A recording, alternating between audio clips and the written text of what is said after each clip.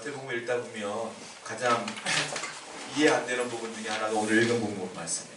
좋은 말씀들도 많은데 누가 누구를 낳고 누가 누구를 낳고 이런 얘기만 계속 나와요. 도대체 여기서 어떤 걸 은혜 받아야 될지 모르겠는 거예요. 우리가 무슨 조사하는 것도 아니고 말이죠. 그런 얘기가 그런 생각들을 많이 했었거든요. 제가 그랬어요.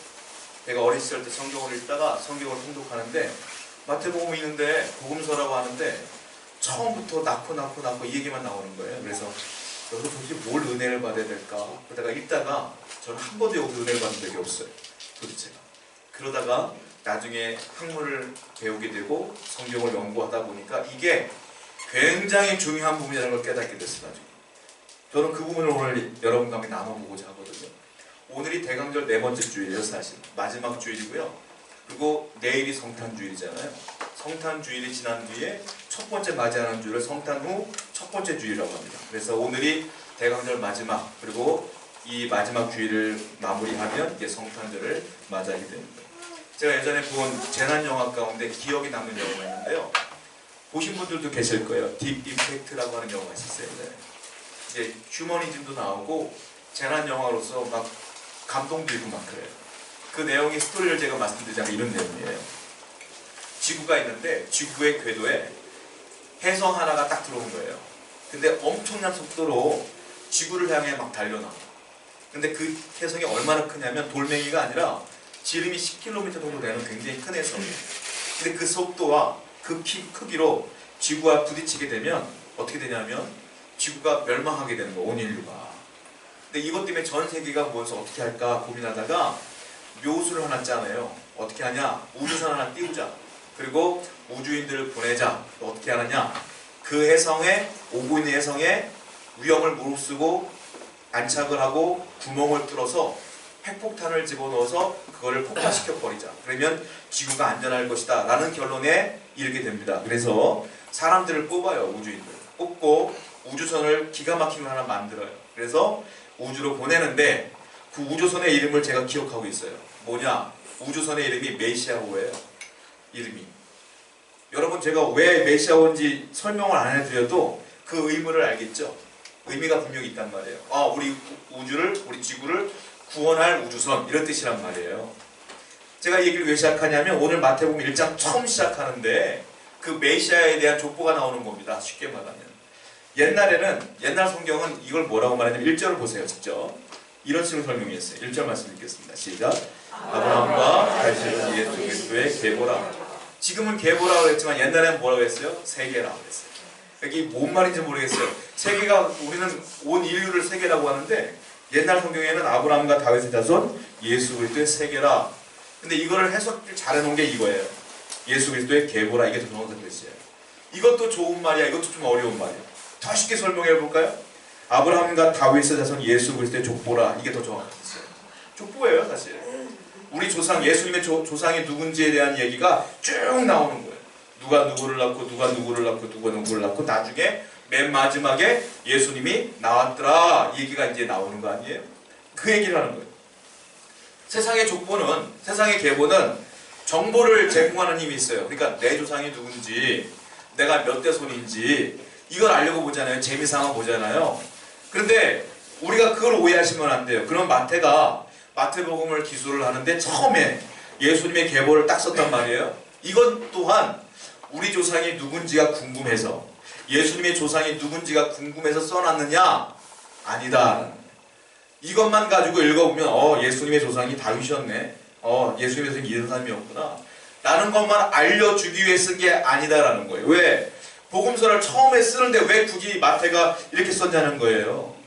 절대로 그런 의미를 쓴 게 아니라는 거예요. 예수님의 계보는 또 한 구절에, 또 한 성경에 나와요. 어디냐면 누가복음에 나와요. 누가복음 3장에 보면은 예수님의 계보가 나오는데 누가복음에 나온 계보와 지금 마태복음에 나온 계보는 전혀 다른 의미로 쓰여졌다는 걸 보시면 알아요. 그러니까 마태복음 1장에 나오는 이 내용이 굉장히 중요하다. 왜 중요하냐?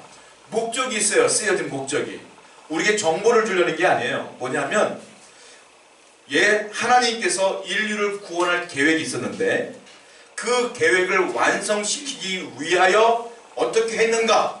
그것을 나타내는 증거가 이것이다 라고 마태복음은 쓴 거예요. 지금. 그 증거가 뭐냐? 예수님의 탄생이다 이거예요. 맨 마지막에 예수님이 탄생하지 않습니까? 왜 그러냐면 예수 그리스도 이름에 있어요. 그 뜻이. 여러분, 예수님은 본명이 뭐예요? 예수가 본명이에요. 그리스도는 뭐예요? 별명이에요. 사실 본명은 그냥 예수, 그리스도는 별명 이렇게 돼요. 그런데요, 그리스도의 뜻이 있어요. 그리스도의 뜻이 뭐냐면 기름 부음 받은 자라는 뜻이에요. 그런데 구약에도 똑같은 뜻을 가진 단어가 있어요. 그게 뭐냐? 그게 메시아예요. 메시아의 뜻이 기름 부음 받은 자. 그리고 신약에 와서는 메시아라는 말을 쓰지 않아요. 대신 뭘 쓰냐? 그리스도라는 단어를 써요. 그리스도의 뜻이 뭐냐? 기름 부음 받은 자. 똑같아. 근데 뭘 때문에 기름 부음 받았느냐? 하나님의 구원을 위하여 특별히 기름 부음 받은 자가 메시아예요. 그 사람이 누구냐? 그리스도예요. 이건 별명이란 말이에요. 그러면 예수님의 이름 뜻은 뭐예요? 예수. 예, 저희 백성을 구원할 자 이 뜻이에요. 그러니까 본명도 구원, 별명도 구원, 합쳐서 이분은 누구예요? 그냥 구원자예요. 그러니까 예수 그리스도가 나중에 탄생하셨단 말이에요. 그러니까 이 본문 말씀은 뭐냐면, 마태복음 쓴 이유가 뭐냐면 예수님이 탄생함으로 말미암아 하나님의 구원 섭리가 완성되었다라는 걸 나타내기 위해서 누가 누구를 낳고 누가 누구를 낳고 쭉 나오게 된 거다라는 거예요. 그럼 또 하나 우리가 생각해 봐야 될 게 있어요. 그렇다면 예수님의 탄생이, 다른 말로 성탄이, 예수님의 거룩한 탄생이 도대체 우리에게 무슨 의미가 있느냐는 거예요. 무슨 은혜가 있느냐? 오늘 그 부분을 한번 살펴보려고 그래요. 첫 번째 우리가 기억해 봐야 될 게 있어요. 예수님이 이렇게 탄생하신 이유가 뭐냐면, 이 마태는 이것을 말하고 싶었던 거예요. 뭐냐면 세상 사회가 아무리 어려워도, 불안해도, 힘들어도, 내 환경이 아무리 절망스러워도 예수님의 이 거룩한 탄생을 믿는 사람들에게는 반드시 그 안에 소망이 있다. 이걸 말해주고 싶은 거예요. 즉 여러분들의 삶이 아무리 곤고할지라도 예수님의 성탄을 믿는 분들은 그 안에 소망이 반드시 있음을 믿으셔야 돼요. 우리 환경을 보면 절망이지만, 나라를 보면 절망이지만, 사회를 보면 절망이지만, 하나님 예수님의 그 놀라운 사랑을 보면 소망이 있다. 그걸 소망을 가져라 라는 의미로 얘기했다는 거예요. 다시 한번 읽어보겠습니다. 우리 1절 한번 읽어보세요. 본문 시작. 그리고 마지막 절 한번 읽어보세요. 17절 시작.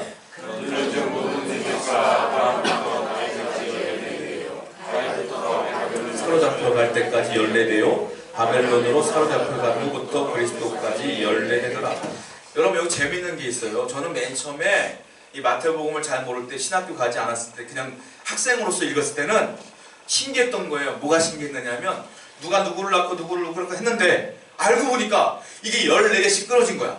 14개씩. 그리고 세 부분으로 나눠진 거예요. 너무 위대하구나, 너무 대단하구나. 저는 그때 감동받았거든요. 근데 나중에 연구를 해보고 공부를 하다 보니까 이게 우연히 된 게 아닌 걸 깨닫게 됐어요.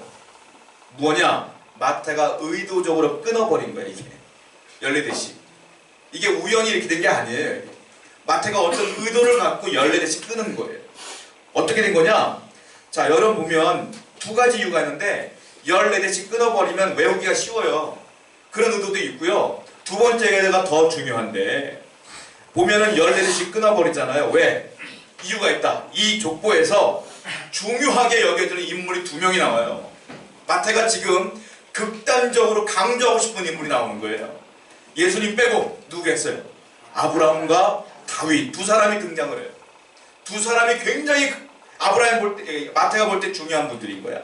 그래서 아브라함과 다윗을 중심으로 해서 14개씩 끊어요. 어제도 어디까지? 맨 처음에 아브라함부터 다윗까지 14대요.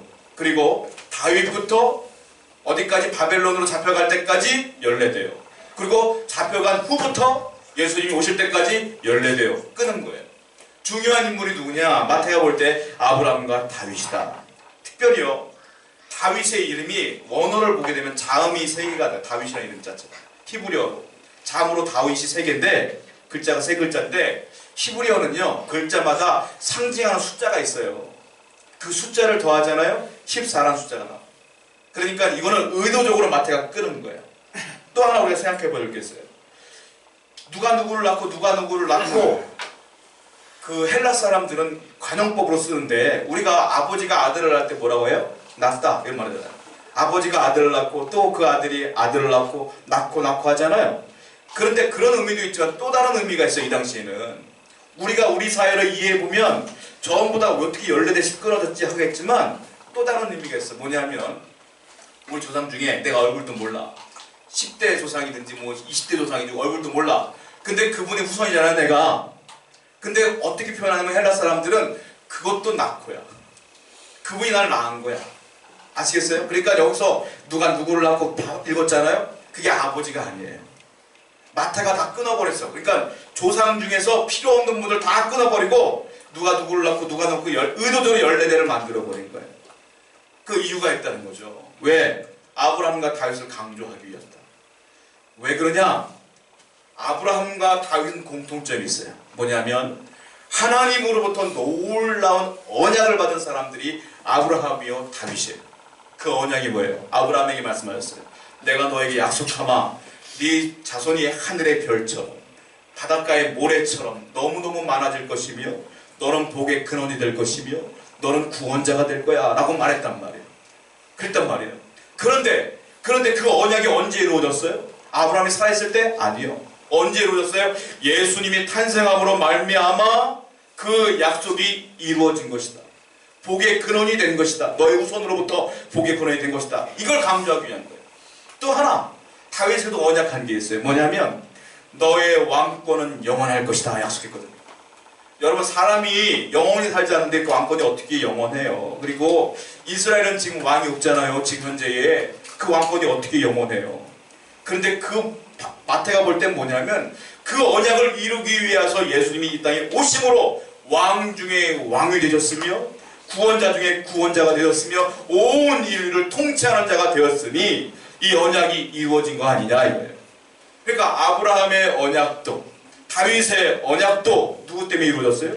예수님이 이 땅에 오심으로 완성되어졌다. 이걸 말해주기 위해서 14대씩 끊어버린 거예요. 그렇기 때문에 마태복음 복음서를 시작하는데 처음부터 이 얘기를 시작하는 거라는 거예요. 기억하십시오. 그런데 또 하나 기억할 게 있어요. 자, 아브라함의 복도 그리고 다윗의 복도 언약이 이루어지기가 굉장히 어려운 복이었어요. 위기가 있었다. 마태가 볼 때 그 위기를 어디로 봤느냐? 바벨론 유수로 봤다 이거예요. 그래서 바벨론 때까지 14대를 끊은 거예요. 무슨 소리냐면 이스라엘이 두 나라로 갈라졌어요. 북이스라엘과 남유다로. 북이스라엘은 아수르에서 멸망을 당했고 아수르는 나중에 바벨론에 의해서 멸망을 당해요. 그런데 우리나라도 나라가 멸망한 적이 있잖아요. 일본이 우리나라를 지배했어요. 그러나 이 바벨론 특별한 통치를 했어요. 어떻게 통치를 했냐면 자기들이 와서 이 나라를 다스린 게 아니라 이스라엘 유다의 백성들을 모두 다 잡아다 끌고 갔어요. 포로로. 자기네 나라로. 자기네 교육을 시킨 거예요. 그러니까 이스라엘 나라는 텅텅 비인 거예요. 사람이 없었던 거야. 그때가 몇 년이냐? 70년 동안. 그러니까 다윗의 왕권이 유지되기가 어렵죠. 어떻게 유지될 수 있겠어요? 아브라함의 복이 이루어지기가 어렵죠. 어떻게 이루어질 수 있겠어요? 불가능하죠. 그런데 놀라운 건 예수님이 오심으로 말미암아 그 모든 것들이 이루어졌다 이 말이에요. 자, 성경을 볼게요. 본문 11절과 12절입니다.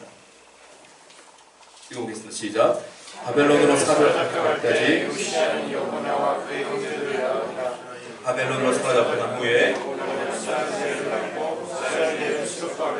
그래서 굳이 바벨론 이야기를 쓴 겁니다. 무슨 소리일까요? 아브라함에게 주신 언약도 불가능한 위기가 있었고 어려웠지만 다윗의 언약도 어렵고 힘들었지만 주님은 반드시 이루셨다. 다른 말로 말하면 뭘까요? 우리에게 주신 언약도 반드시 이루어질 것이다. 그걸 믿어라 이 말이에요. 여러분 예수님이 성탄하실 것은 구약 성경에서 이미 예언되어 있어요. 오실 거는 메시아가 올 것이다. 예언되어 있어요. 이루어졌지 않습니까? 성취됐어요. 그럼 우리에게 주신 언약도 있어. 그게 뭐가 있어요? 재림이야 재림. 주님이 승천하셔서 뭐라 그랬어요? 내가 곧 다시 오리라. 그것이 지금 현상에서 이루어질 것 같아요? 안 이루어질 것 같아요? 모르겠어요. 우리는 매일매일 똑같아. 근데 이루어지겠느냐? 마태가 말하는 거예요. 뭐라고 말하냐? 이루어진다. 그것이 뭐예요? 재림이 뭐예요? 구원이에요. 구원. 그러니까 이 재림하실 걸 믿고 소망하며 살아라. 이것이 지금 마태복음에 처음 우리에게 기록된 이유다. 오늘날도요. 예수님 오시겠어? 라는 사람 많아요.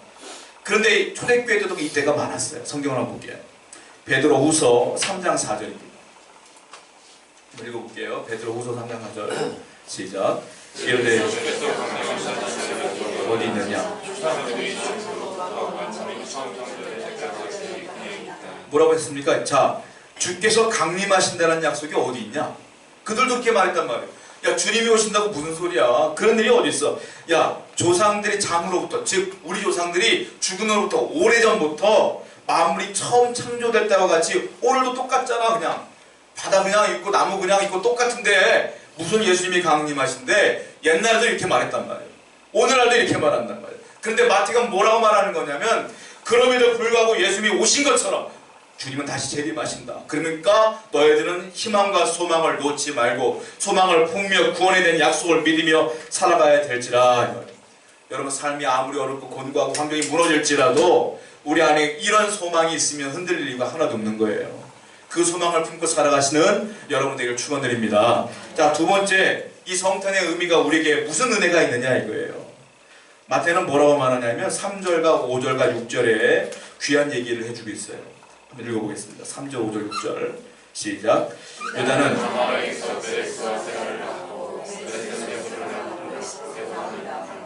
살몬은 라합에게서 보아스를 낳고 보아스는 루sek에서 오벳을 낳고 이세를 낳고 이세는 다윗 왕을 낳으니라. 다윗은 우리아의 아내에게서 솔로몬을 낳고. 두 번째 은혜가 있어요. 뭐냐면 이번에는 환경이 아니에요. 개인적인 비참한 삶을 사는 사람도 있어. 지금 개인적으로 마음이 어렵고 절망 가운데 있는 사람도 있을 거란 말이에요. 그 사람들에게 주는 메시지예요. 뭐냐면 아무리 내가 비참한 삶을 살아도 비교해 봤을 때 나는 정말로 아무것도 아닌 것처럼 느낄 때가 많잖아요. 그럼에도 불구하고 주님이 오심으로 말미암아 그 모든 불안함과 모든 절망감이 없어지며 모두가 평안해지며 모두가 평등해졌다. 그러니 너희도 아무것도 염려 하지 말고 구원의 확신을 갖고 믿어라. 이런 얘기를 하고 있는 거예요. 그러면서 3절과 5절과 6절에 그런 얘기를 한 거예요. 자, 보시면 제가 이 얘기를 왜 했냐면 3절과 5절과 6절에 등장하는 인물이 있는데 여자가 나와요. 여자가 몇 명이 나오냐면 4명이 나와요. 맨 처음에 3절에 누가 나오냐? 다말이 나와요. 그리고 예수님의 족보에 또 5절에 누가 나오냐면 라합이 나와요. 그리고 5절에 룻이 나와요. 6절에 또 누가 나옵니까? 우리아의 아내가 나와요. 이름은 안 나와 있지만 우리아의 아내가 나와요. 이름이 뭐예요? 밧세바. 이 사람이 나오는 거예요. 4명이. 우리가 볼 때 그냥 그렇구나 넘어갈 수 있는 문제지만 이 당시 사람들이 볼 때는 기절초풍할 일이에요. 이게. 왜냐? 여러분 우리나라가 쓰는 족보에 여자가 이름이 올라가요? 안 올라가요? 올라가요? 안 올라가요? 안 올라가요. 남자만 올라갔단 말이에요. 근데 지금 예수님 족보 가운데 누가 올라갔어요? 여자가 올라갔어요. 이게 놀라운 일이에요. 왜냐하면 여러분 제가 얼마 전에 뉴스를 봤는데 사우디아라비아에서 여자들이 이제 트럭을 운전할 수 있는 운전면허증을 따게 해준대요. 이제서야. 그때는 운전도 못해. 지금도. 근데 그 중동 지방에서 옛날에는 오죽했겠어요 지금. 그렇잖아요. 자, 여자와 남자의 사이가 어떤 일이 있었냐면 여자는 어떤 법적 근거와 법적 권리를 주장할 수 없었던 때가 있대요. 어떤 사건을 목격했어요. 여자가 만약에 살인이라든지 목격했어요. 그러면 우리는 그 사람이 목격자가 되고 증인이 되는 거 아니에요. 법정에서. 그런데 여자는 법정에 설 수가 없어. 아무리 봐도 능력이 안 되는 거야. 그건 인정이 안 돼. 여자는 사람이 아닌 거야. 그러니까 증언할 수 없어. 그리고 아버지가 돌아가시면 유산을 넘겨받잖아요. 누구에게 넘겨요? 아들에게 다 넘겨가잖아요. 여자는 받을 수가 없는 거예요. 그리고 여자는 아버지와 남편에 귀속되어 있는 물건인 거예요. 이 당시에. 사람이 아니야. 물건이야. 그러니까 종속되어 있는 거야. 그런데 놀라운 건 예수님의 그 족보에 여자가 4명이나 올라가 있다는 거예요. 이거는 기절 초풍할 얘기예요. 마태가 의도적으로 집어넣은 거예요. 이거는. 의도적으로. 그리고요, 이 사람들이 어떤 사람들이냐면 마리아처럼 순결한 사람들이냐? 절대 그렇지 않잖아요. 다말 누구의? 유다의 며느리입니다. 그런데 이 며느리가 아기를 낳지 못하고 다 죽었어, 남편이. 그런데 아들을 주지 않으니까 이 며느리 다말이 창녀로 견신을 하여 자기 시아버지 유다와 잠자리를 같이 해서 아기를 낳아요. 그게 후손이요. 이런 얘기가 나와요. 그리고 또 한 사람 누구예요?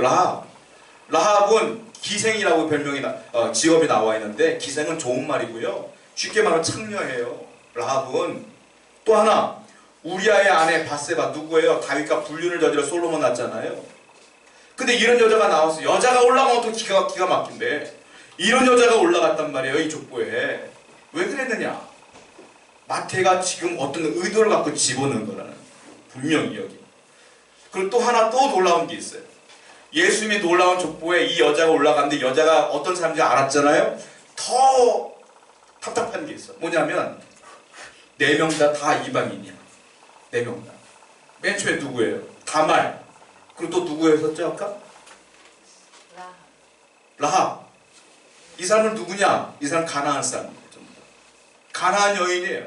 그리고 또 한 사람 룻. 누구예요? 모압 사람이잖아요. 그리고 맨 마지막에 바세바. 우리아의 아내 바세바. 이 사람은 정확히 어느 나라 사람인지 몰라. 그런데 우리가 충분히 추측해 볼 수가 있어요. 왜? 우리아의 남편, 바세바의 남편이 누구예요? 원래 우리아잖아요. 우리아는 성경에 뭐라고 써있냐면 햇사람이라고 써있어요. 그러니까 바세바도 이스라엘 유다의 이름이 아니거든요.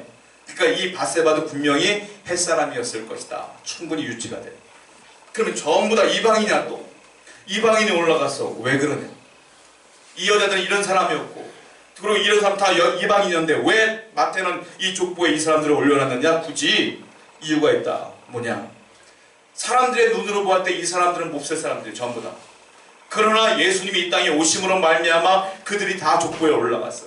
무슨 소리냐? 사람들의 세속적인 관점을 보면 저 사람은 높은 사람, 이 사람 낮은 사람, 비천한 사람, 귀한 사람, 많이 배운 사람, 부자, 가난한 사람, 병든 사람 다 나뉘어져 있지만 예수님이 오심으로 말미암아 다 모든 것들이 없어진 거예요. 왜? 주님은 뭐예요? 예수 믿는 사람은 다 하나님이잖아요. 그것뿐이 없어. 그 사람이 많이 배웠냐, 나이가 몇이냐 하나도 안 봐. 여자냐 남자냐 안 봐. 그냥 예수를 믿으면 다 구원받는 거예요. 그러니까 이 마태가 쓴 건 뭐냐? 예수님이 오심으로 말미암아 완벽한 평등이 이루어졌다.